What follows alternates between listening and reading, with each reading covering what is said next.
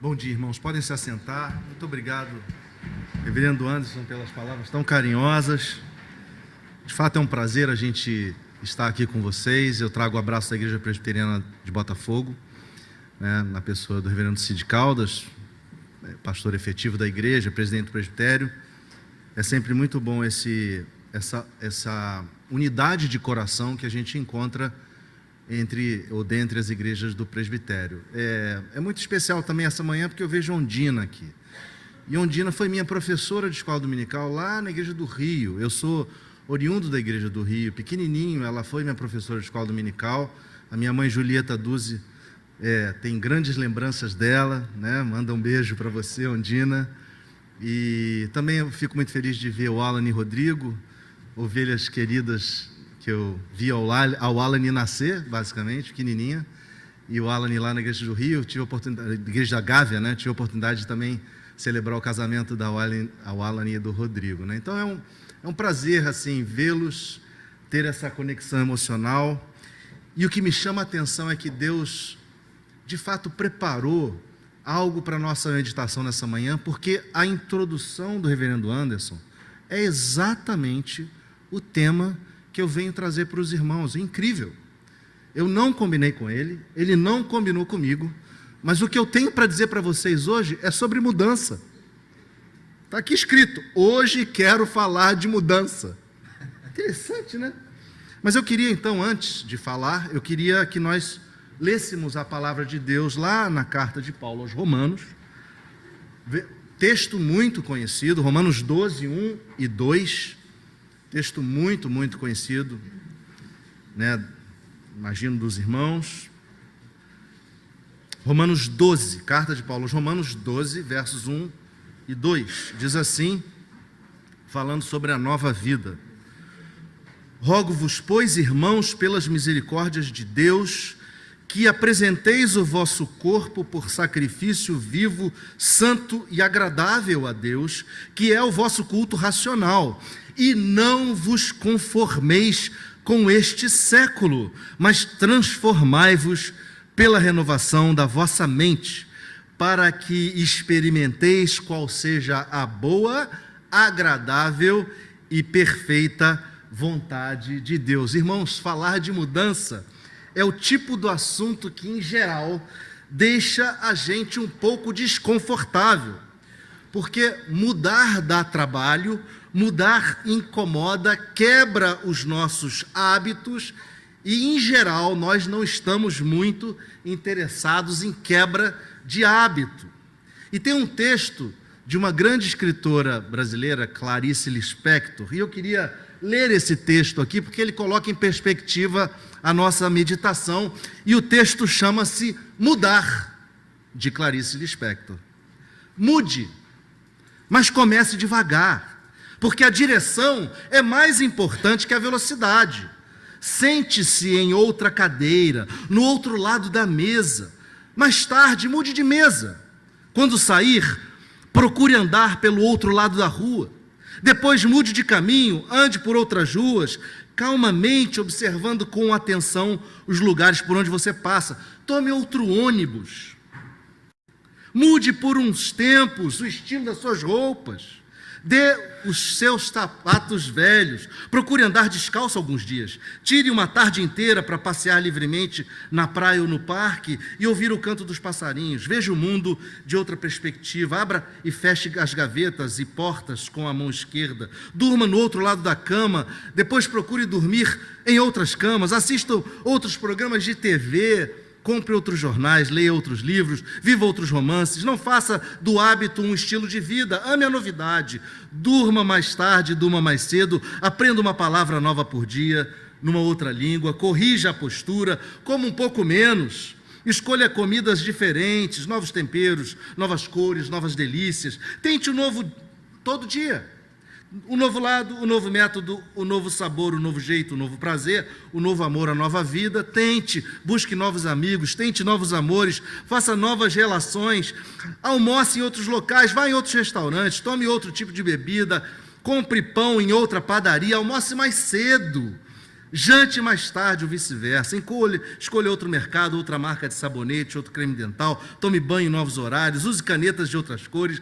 Vá passear em outros lugares. Ame muito, cada vez mais, de modos diferentes. Troque de bolsa, de carteira, de mala. Troque de carro. Compre novos óculos. Escreva outras poesias. Jogue os velhos relógios. Quebre delicadamente esses horrorosos despertadores. Vá a outros cinemas, outros cabeleireiros, outros teatros. Visite novos museus.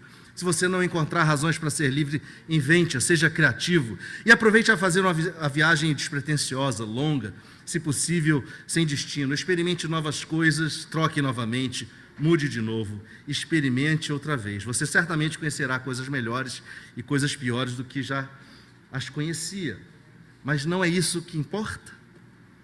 O mais importante é a mudança, o movimento, o dinamismo, a energia. Só o que não está morto não muda. Parece até uma contradição ou uma contrapalavra dada pelo reverendo aqui, mas isso contextualiza o texto que a gente está querendo trazer aqui.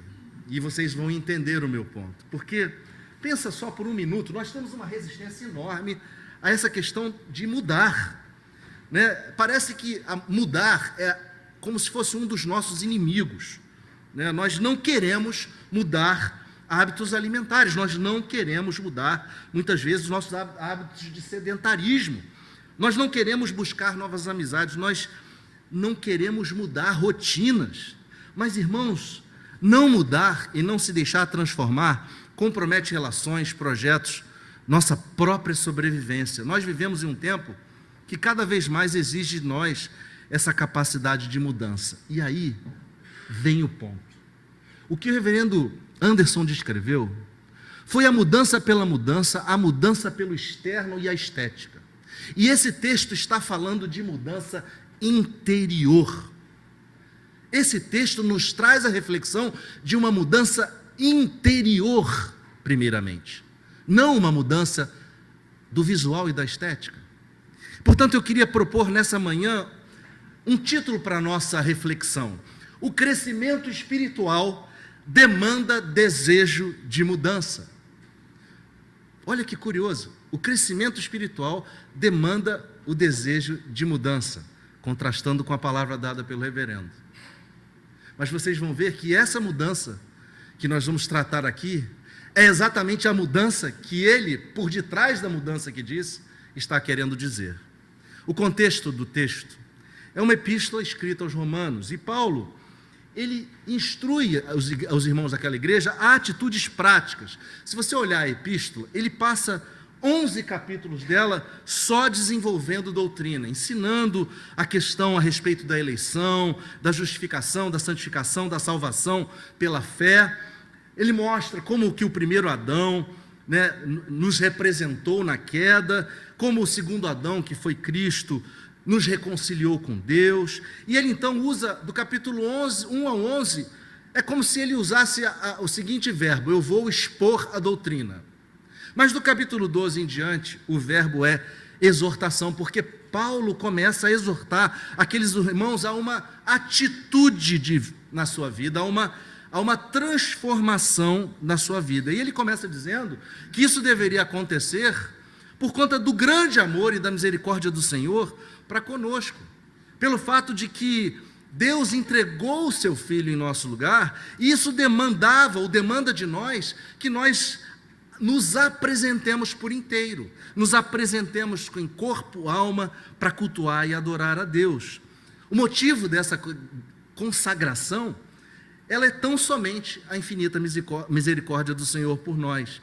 Ele esclarece, por exemplo, que o culto a Deus não seria mais marcado por aqueles sacrifícios de animais que aconteciam no Antigo Testamento, onde havia sangue derramado, onde havia derramamento do sangue sobre o altar, segundo as leis lá de Levítico. Não, aquele sacrifício, ele mostra que era insuficiente para retribuir a Deus por tão grande amor. O sacrifício agora é um sacrifício vivo e totalmente pessoal, por inteiro, de corpo e de alma.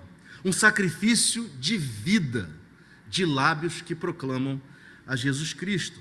Um sacrifício por inteiro, abrangendo a vida como um todo, coração, mente, vontade, palavra e atitudes, de pessoas que, uma vez unidas com Cristo, são feitas novas criaturas e, portanto, as antigas coisas ficaram para trás. Essas pessoas, que somos nós, que estávamos mortos em nossos pecados, em nossos delitos, fomos transformados pelo lavar regenerador do Espírito Santo, pelo poder da operação da ressurreição de Cristo em nós, irmãos. Paulo mostra, então, o contraste entre aquele culto pagão do Antigo Testamento, ou os cultos pagãos do Antigo Testamento, fruto de tradição, e um culto que faz sentido. O nosso culto faz sentido, ou precisa fazer sentido, precisa ser compreendido por nós intelectualmente. Paulo, então, ele continua exortando e mostrando que atitudes seriam essas. Ele começa, então, no capítulo 12, e é sobre essas mudanças, não estéticas, mas sobre essas mudanças no interior, que eu gostaria de falar nessa manhã, porque o nosso desenvolvimento espiritual dependerá dessas mudanças. E eu começo com a primeira palavra, a primeira ordem dada: não vos conformeis. Ele diz: não vos conformeis com este século, e fica evidente que o verbo está no imperativo, mas ele está no imperativo passivo. É uma ordem, mas uma ordem onde também tem uma ação de externa para conosco, né? A gente encontra nessa palavra aquele radical da palavra esquema, né? Uma palavra que traz a ideia de assumir uma forma exterior por seguir um mesmo padrão, um mesmo modelo, um mesmo molde de algo ou de alguém, por que não dizer o mesmo esquema? Mas claramente Paulo está contrastando entre o padrão do mundo e o padrão cristão. A conformação, meus irmãos, é com o século, ou a era na qual estamos inseridos, mostrando que o nosso desafio é, enquanto nesta era, enquanto neste século, não nos conformarmos com ele, não tomarmos a forma exterior do seu pensamento. Nós vivermos aqui sim, mas não fecharmos com o modo de pensar nem viver do mundo, com os padrões do nosso tempo, não nos conformarmos, é lutarmos contra a secularização da nossa fé, contra o esvaziamento da nossa crença, contra o desmantelamento da nossa visão de mundo, da nossa cosmovisão. É resistirmos e não cedermos às pressões do padrão mundano, anticristão e antibíblico. É viver naquela perspectiva da primeira carta de Pedro, quando ele diz e nos escreve, exortando, dizendo que nós não devemos nos amoldar às antigas paixões do tempo onde nós não tínhamos o discernimento do Espírito Santo. É aquela perspectiva da máxima de sermos santos, porque Deus que nos chamou é santo. Nós precisamos, irmãos, buscar a forma certa, não agir como age a maioria. Precisamos mudar por exemplo, as nossas relações em família. Precisamos ser mais atentos, dar mais atenção, mais participativos, mais engajados, darmos mais da nossa presença, darmos mais do nosso perdão, sermos mais misericordiosos em família. Nós não podemos terceirizar a educação dos nossos filhos, seja no campo da ética, seja no campo da religião. Talvez um dos nossos maiores desafios esteja no fato de que nós nos esforçamos em trazer as nossas famílias todos os domingos à igreja, mas nós não nos esforçamos em viver a igreja com a nossa família fora do ambiente da igreja, fora desse ambiente físico. As nossas atitudes, elas são muito determinantes, e elas sempre falarão mais alto. Trazer os nossos filhos para a escola dominical, mas falarmos mal à mesa de um irmão, de uma irmã, do pastor, não contribui. Nós precisamos mudar as nossas atitudes dentro de casa. mas também precisamos mudar nossas atitudes com as pessoas com quem vivemos. Por exemplo, na escola, nós precisamos de mais excelência, de mais honestidade, de mais compaixão, de mais solidariedade. Não fazer as tarefas da escola por fazer, aqui eu falo para aqueles que estão na escola. Não fazer por fazer, mas sim para honrar a Jesus, honrar a Deus com a nossa dedicação. Não trapacear, não compactuar com o bullying, não tolerar preconceito. Nós, como cristãos, temos que marcar posição. Não fazer tarefas por fazer, mas sim honrar a Deus através da nossa dedicação, né? Precisamos também mudar a nossa atitude no trabalho. Precisamos de mais dedicação, mais competência, mais ética. Trabalhar para o patrão como se estivesse trabalhando para Deus. É assim que a Bíblia nos ensina. Ser o sal da terra, sem ser o chato da terra. Porque às vezes muitos cristãos acham que ser sal da terra é ficar lendo a Bíblia na hora do expediente. Está errado. Nós precisamos ser sal da terra através da nossa presença, através da nossa palavra, através das nossas atitudes.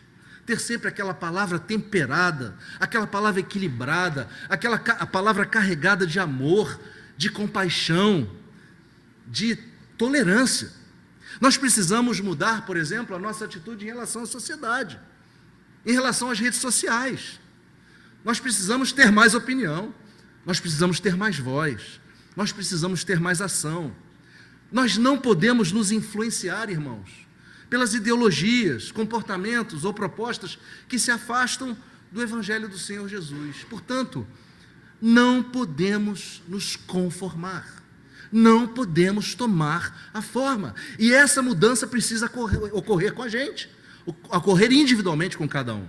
Mas uma segunda mudança é a transformação. Paulo diz, ele continua na verdade, não vos conformeis com este século, mas transformai-vos pela renovação da vossa mente. A gente aqui tem uma tensão curiosa entre dois verbos.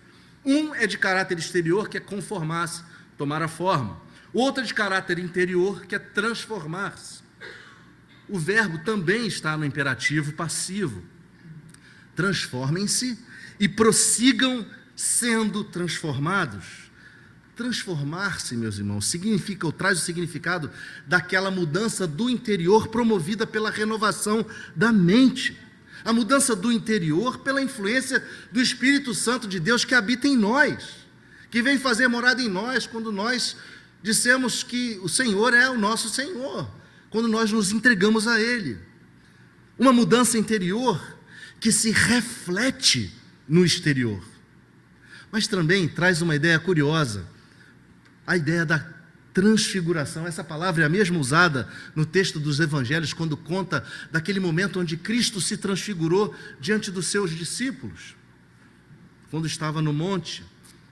É uma palavra também usada pelo apóstolo Paulo na segunda carta aos Coríntios, quando ele diz que todos nós, com o rosto desvendado, contemplando como por espelho a glória do Senhor, somos transformados, é a mesma palavra, de glória em glória, na própria imagem, como pelo Senhor, o Espírito. É necessário, meus irmãos, nós deixarmos-nos transformar pelo Espírito de Deus, ao ponto de refletirmos a imagem de Cristo, ao ponto das pessoas que convivem com a gente olharem para nós e identificarem o Cristo vivo, aquele que habita no seu e no meu coração, aquele que nós professamos. Isso exige vontade de mudar. Para que isso aconteça, é necessária uma disposição de nós sairmos da nossa zona de conforto, deixarmos o Espírito Santo agir em nós, trazendo a renovação da nossa mente, de modo que possamos mudar as nossas atitudes. Implica em não guardarmos mais rancor, implica em não adubarmos raízes de amargura, implica em não cancelarmos mais uma pessoa na rede social porque nos tratou mal, implica em darmos a outra face, implica em andarmos a segunda milha, implica em perdoarmos 70 vezes 7, implica em vencermos o mal com o bem. Mas, irmãos, observem que é uma mudança de dentro para fora, é uma mudança fruto da novidade de vida, fruto de sermos nova criatura ou nova criação, como Paulo escreve aos Coríntios na segunda carta, lá no capítulo 5, verso 17. Se alguém está em Cristo, é nova criatura, as coisas antigas já passaram, eis que tudo se fez novo. Meus irmãos, é necessário transformar o interior para não se conformar no exterior. Vou repetir. É necessário transformar o interior para não se conformar no exterior. E a última exortação de Paulo em relação à mudança, nesse primeiro pequeno texto de Romanos 12, é experimentar. Paulo nos diz: não vos conformeis com este século, mas transformai-vos pela renovação da vossa mente, para que experimenteis qual seja a boa, agradável, perfeita vontade de Deus. O experimentar, o verbo aqui traz a ideia de testar algo, para mostrar que esse algo é aceitável. É como Paulo escreve lá, primeira carta aos Coríntios, ele diz que as nossas obras, elas vão ser provadas, elas vão ser testadas, para ver se elas foram aceitas. E notem que existe uma relação aqui. Há uma implicação entre não conformar-se, transformar-se e experimentar. Há uma relação. Não vos conformeis, mas transformai-vos de modo que experimenteis. Meus irmãos, não há como experimentar a boa, a perfeita, agradável vontade de Deus conformando-se com o mundo, não se deixando transformar pelo Espírito Santo. Nós precisamos julgar todas as coisas e reter o que é bom, como escreve Paulo aos Tessalonicenses na primeira carta. Nós precisamos passar todas as coisas pelo crivo da cosmovisão cristã. Nós precisamos examinar-nos a nós mesmos para ver se nós realmente estamos na fé. Provarmos a nós mesmos para vermos se Jesus está em nós. E não sou eu falando, é Paulo escrevendo na sua segunda carta aos Coríntios, para que aqueles irmãos examinassem seus corações. Nós precisamos nos desembaraçar dessas coisas mundanas que exercem influência sobre nós e que nos afastam de uma maior comunhão com Deus, e provar aquilo que é aceitável a Deus, o que é bom aos olhos de Deus. Experimentar a vontade de Deus é viver os preceitos do Senhor, é alcançar prazer nessa vivência, é ser capaz de dizer: Senhor, a tua lei é perfeita e me dá prazer, como escreve o salmista no Salmo 1. Não há, irmãos, como experimentarmos a vontade de Deus se não nos deixarmos transformar. Não há como experimentarmos a vontade de Deus se nos deixarmos conformar com este século e não dermos ouvido aos preceitos do Senhor. É fundamental permitirmos que o Espírito Santo efetue a transformação no nosso interior, de modo que isso impacte o exterior. Nós precisamos, queridos, de experiências com Deus. A minha pergunta para você é: qual foi a última experiência que você teve com Deus? Quando foi a sua última experiência de oração, onde você orou e Deus respondeu? Porque nós precisamos disso. Nós precisamos disso para darmos andamento ao nosso testemunho. Nós precisamos disso para salgarmos o ambiente que está ao nosso redor. Eu queria concluir essa reflexão pensando no momento do aniversário e da celebração, porque tempo de aniversário das nossas igrejas, né, é sempre um tempo de reflexão, um tempo de avaliação, é um tempo que a gente pesa na balança como que tem sido o nosso desempenho como cristãos, né, e como tem sido o desempenho da nossa igreja, chamada pelo Senhor para servir neste lugar aqui. Isso, meus irmãos, passa pela capacidade, ou seja, a forma como servimos passa pela capacidade de nós nos adaptarmos, de nós nos transformarmos. Como nos provoca o texto da Clarice Lispector, Nós precisamos nos despertar para mudanças. E, de novo, eu não estou falando de mudanças estéticas. Eu estou falando de mudança interior. Mudança da alma. Mudança do coração. Mudança da mente. Que gera uma não conformidade com o mundo que está longe de Deus. De modo que nós possamos experimentar. As mudanças nos oxigenam a vida. As mudanças nos reposicionam na nossa existência. Nós precisamos buscar em Deus essa disposição para mudar. Sobretudo, mudar interiormente. Como diz o moto da nossa igreja, igreja reformada, sempre se reformando. Muitas vezes, nós estamos confortáveis em nossa zona de conforto, ou em nossa vida como cristãos, achando que estamos fazendo tudo certo, acomodados no conforto de cada domingo, mas vivendo uma vida espiritual sem experiências. Nós precisamos experimentar essa boa e perfeita vontade de Deus. Muitas vezes nós estamos conformados com o nosso entorno e não nos permitimos mudar. Não nos deixamos ser transformados e desafiados por Deus. Estamos acomodados ao nosso sucesso espiritual, ao nosso status atual, e deixamos, assim, de ter grandes experiências com Deus. Irmãos, que nós possamos dar ao Espírito de Deus o nosso coração, de modo que Ele possa nos transformar diariamente, que nós não nos acomodemos espiritualmente, que nós não tomemos uma forma do mundo que está ao nosso redor, que nós possamos nos deixar transformar e experimentar a relação com Deus de forma profunda.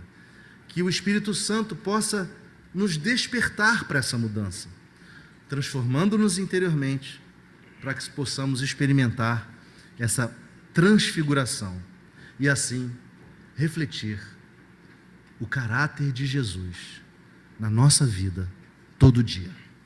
O nosso desafio é esse: refletir o caráter de Jesus todos os dias, com todas as pessoas com quem nós vivemos, com quem nós convivemos, com quem nós encontramos, de forma que Deus receba sempre a glória e as pessoas sejam assim transformadas até mesmo pelo nosso próprio exemplo. Que Deus te abençoe, que Deus abençoe a Igreja da Tijuca, que Deus permita que a Igreja da Tijuca tenha esse olhar de transformação interior e de impacto no exterior, na vida das pessoas, nas famílias e nessa sociedade local, nesse bairro e em todo o Brasil e no mundo inteiro. Deus abençoe vocês. Parabéns por 56 anos de história.